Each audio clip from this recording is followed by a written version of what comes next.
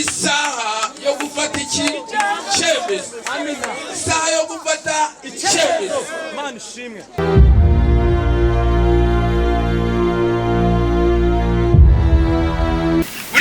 buri wese afite uwamukunda. Yego, haleluya. Niba bigera iriya bireke bigere, niba bitahagera bireke nanone. Ufite kuko numushuka ngo bigere iriya kandi bitahagera akagushakira iki, none se nimujya nta handi uzakomeza ubyambare? Kucyo mutoranyije mu bandi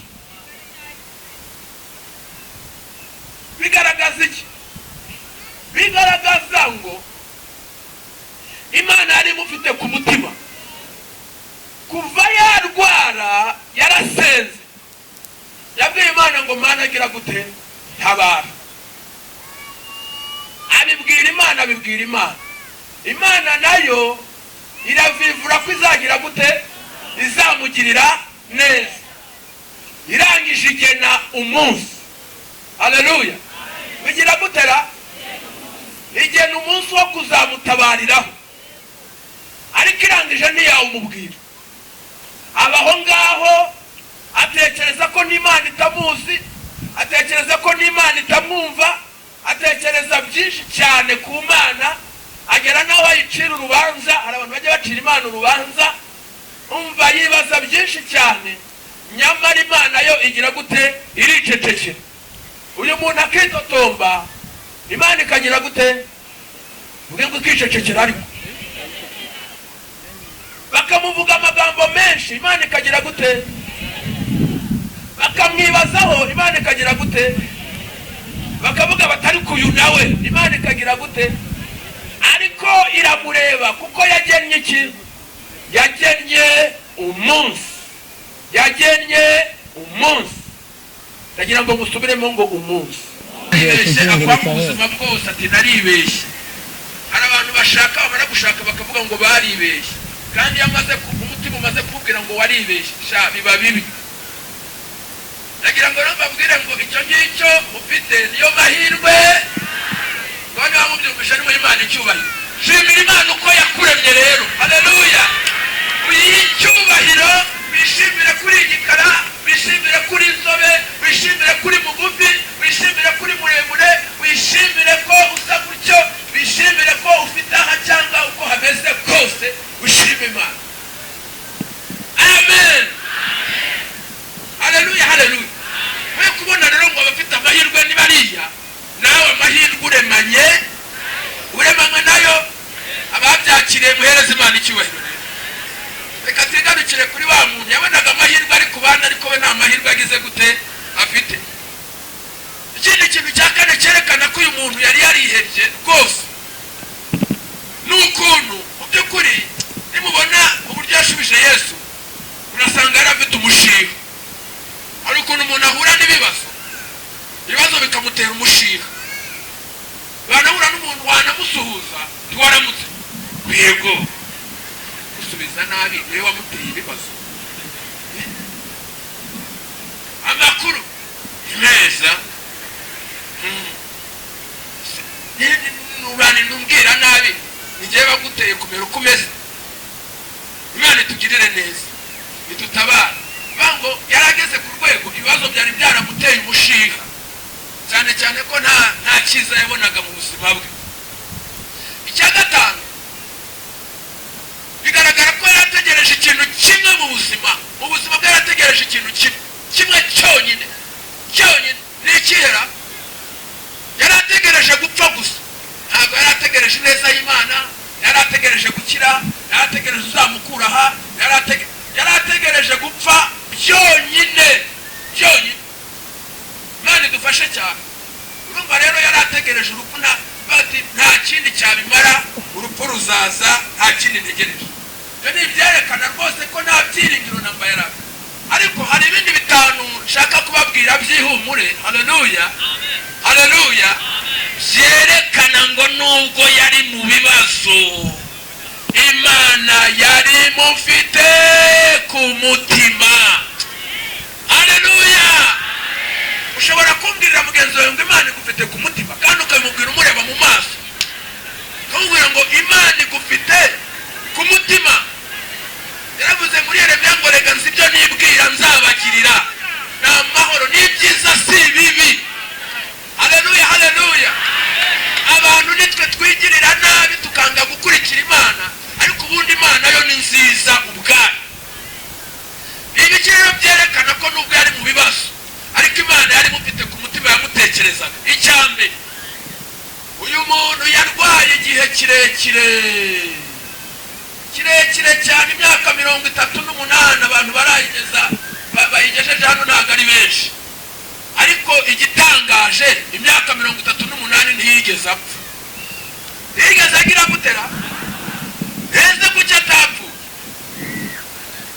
Kubera icyo atapfuye hari abapfuye batarwaye, hari abarwaye amasaha make, hari abarwaye iminsi 2, hari abagize impanuka, hari abagize gute. Buriya nubwo Bibiliya itubwira ngo hari abahakiriye, ariko hari n'abahapfiriye.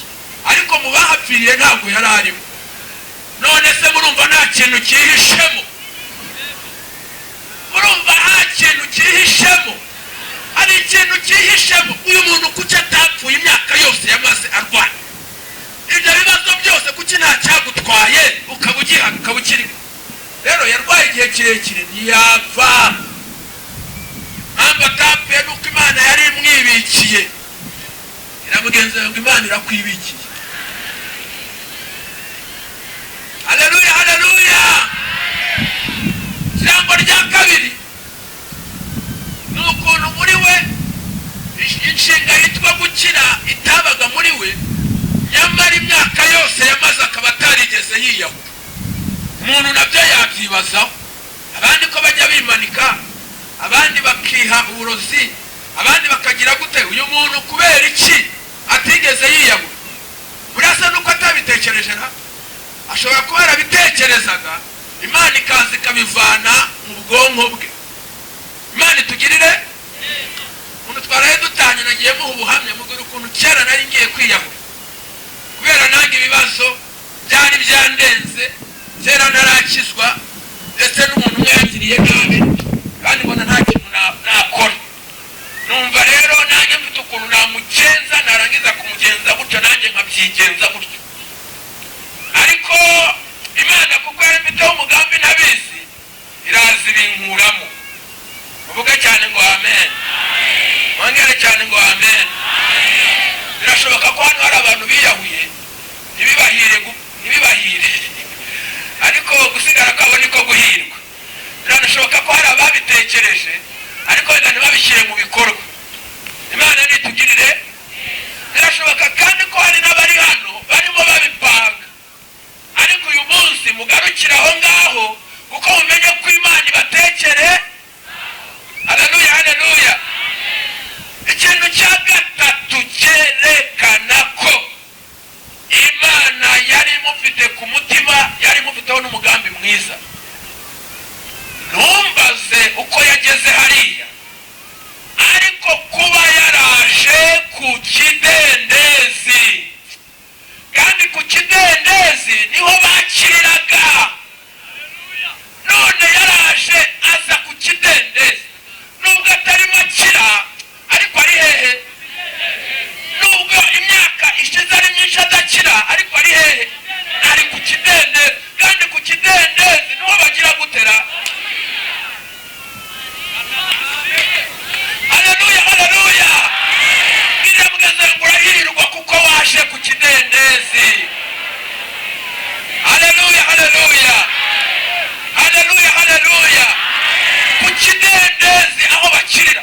Abandi bagiye kwa Nyagakecuru rega, abandi bajya mu Gisaka, abandi bajya muri ya misozi yo mu Bisi, abandi bajya mu Kinyaga, abandi bambuka umupaka bajya Tanzania bajya gushakirayo. Ariko uyu muntu we yaje hehe? Yaje ku kidendezi. Kandi ku kidendezi niho bagira gute? Biramugenze ngo ku kidendezi niho bakirira. Kandi mubwire ngo urahirwa kuko waje ku kidendezi. Uvuge cyane ngo amen. Wongere cyane ngo amen.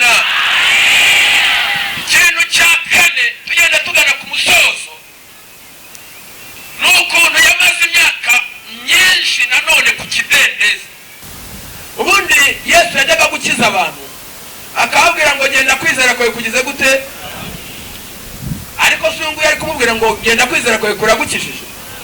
Ariko kuko umunsi wari wageze, haleluya haleluya, kuko umunsi wari wageze, Yesu atitaye ku magambo amushubije, aramubwira ngo ikorere uburiri bwawe ugire gute, ugende.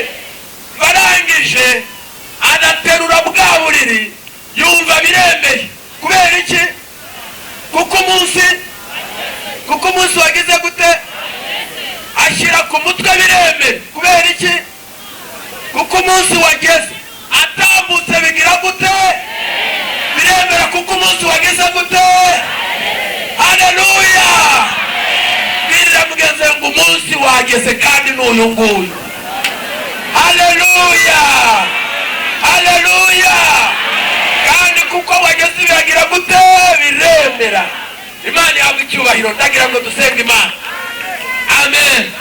Ukomere Imana amashyi cyane kuko ijambo ryayo. Ndagira ngo nsabe korali Sayuni haguruke, na ya korali bacuti banjye hano nabo bahaguruke. Imana ibamugisha, muhaguruke vuba. Mukora ikintu kimeze nk'uruziga hano, turuka hariya. Ariko mujye mukora nk'abasirikare, mukora nk'abasirikare. Muze vuba. Gutyo uko protokoli ameze kuriya, mwinjiremo cyane, ahubwo mukora ikintu cy'uruziga. Mucano gutya, genda bagukurikire. Namwe muguma hagana hepfo, mwebwe muguma hagana hepfo gutya. Mwigire kandi hirya cyane, mwigire hirya cyane. Haleluya. Ngariwe no kuvuga ijambo rimwe gusa.